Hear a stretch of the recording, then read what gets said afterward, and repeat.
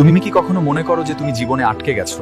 আমি জানি এই অনুভূতি কতটা গভীর এবং চিন্তাশীল হতে পারে, যখন সবকিছু থমকে আছে বলে মনে হয়।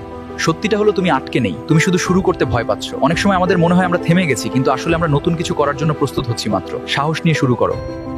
সময় বদলায় না, বদলাতে হয় তোমাকেই। জীবন কখনো কারো জন্য থেমে থাকে না। তোমার প্রতিটি ছোট সিদ্ধান্তই তোমার ভবিষ্যতের রূপরেখা তৈরি করে। তুমি যত দেরি করছো, তোমার স্বপ্ন তত দূরে চলে যাচ্ছে। এই সময়টি আপনার জীবনের সবচেয়ে গুরুত্বপূর্ণ অংশ, তাই এখনই সিদ্ধান্ত নিন এবং আপনার লক্ষ্যের দিকে এগিয়ে যান। অপেক্ষা করলে জীবন বদলায় না, কাজ শুরু করলে জীবন বদলায়। আমাদের প্রত্যেকের উচিত আজকের দিন থেকে নতুন কোনো কাজ শুরু করা, যাতে আমাদের ভবিষ্যৎ আরো সুন্দর ও উজ্জ্বল হয়ে ওঠে। ইচ্ছা নয়, কাজই জীবন বদলায়।